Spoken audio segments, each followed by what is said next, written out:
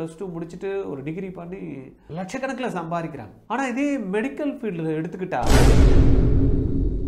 அந்த ஃபேமிலிக்கு சப்போர்ட் பண்ணுறப்ப ரொம்ப கஷ்டப்படுறாங்க. இன்டர்ன்ஷிப் படிக்கிறப்பையும் ரொம்ப டைட்டு, வேலை நேரமும் கூட பார்த்தீங்கன்னா ரொம்ப கம்ஃபர்டபுள் கிடையாது. நம்ம மற்ற வேலையில் இருக்கிற மாதிரி போகணுமா 7 மணிக்கு போகணுமா 6 மணிக்கு வந்துமா அப்படின்ற ஜாபு கிடையாது.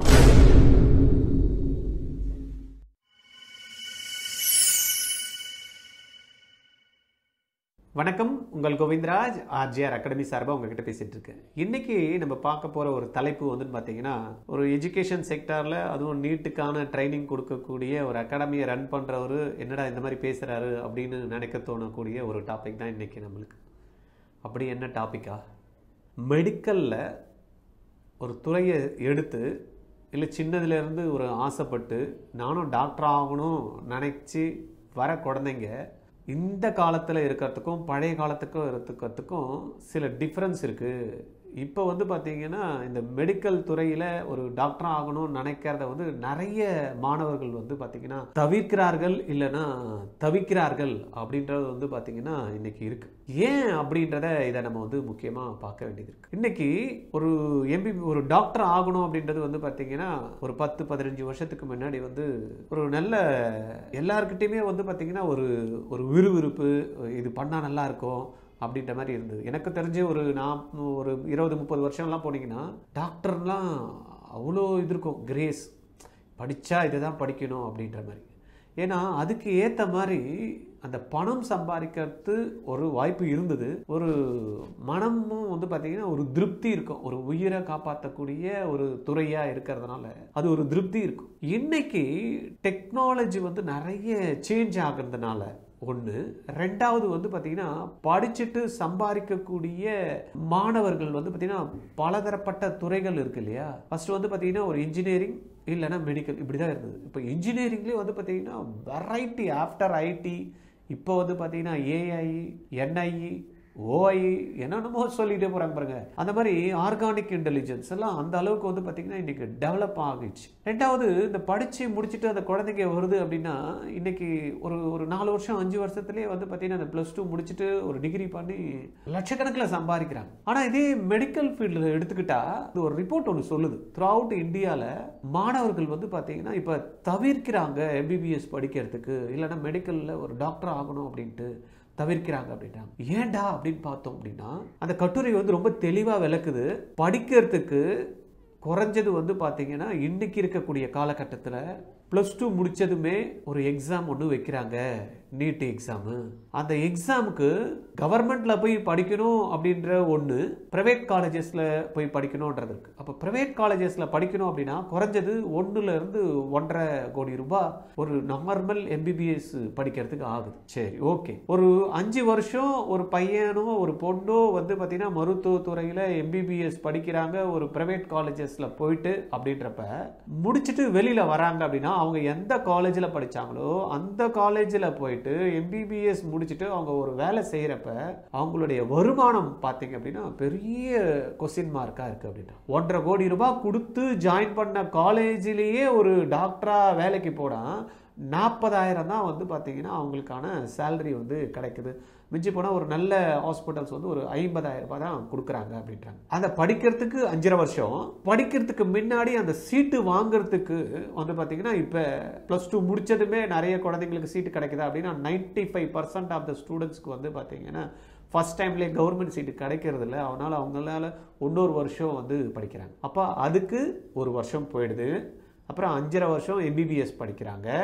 அந்த எம்பிபிஎஸ் முடித்ததுமே இன்றைக்கி நம்ம வேலைக்கு போனோன்னா 40,000 தான் வருது. இந்த 40,000 வச்சு என்ன பண்ண முடியும் அப்படின்னு திருப்பி என்ன பண்ணுறாங்க, அடுத்து வந்து அவங்க வந்து பிஜிக்கு போகணும் அப்படின்ற ஒரு கட்டாயம். அப்போ அந்த பிஜிக்கு போய் அவங்க டைரெக்டாக ஜாயின் பண்ண முடியுமா அப்படின்னு பார்த்தீங்கன்னா அங்கேயும் வந்து ஒரு தேர்வு ஒன்று இருக்குது, NEET exams, PG NEET.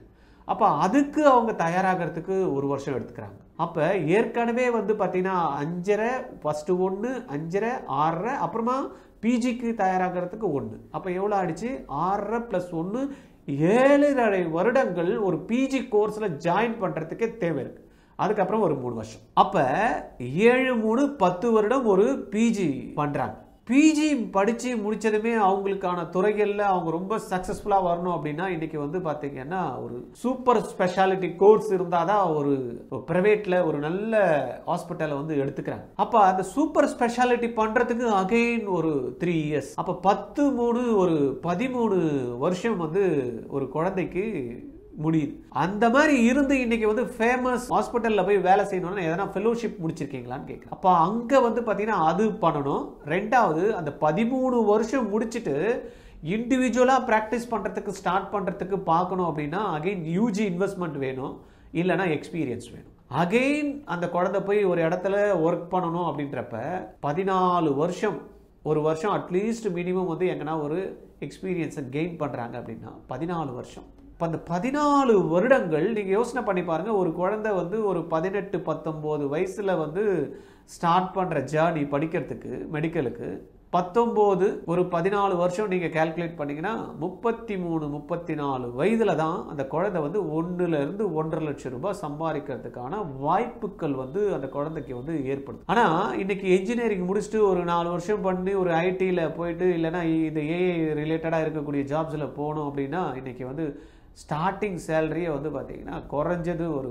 30 lakhs per ஆனம்ன்றதுலாம் நிறைய காலேஜஸில் வந்து டைரெக்டாக ஆஃபர் வந்து கிடைக்குது. அப்போ அவங்க அந்த வாழ்க்கையை 34 வயசில் தான் ஸ்டார்ட் பண்ணுறாங்க அப்படின்னா அதுக்கு நடுவுலேயே வந்து பார்த்திங்கன்னா அவங்களுக்கு மேரேஜ் ஆகிருக்கும்.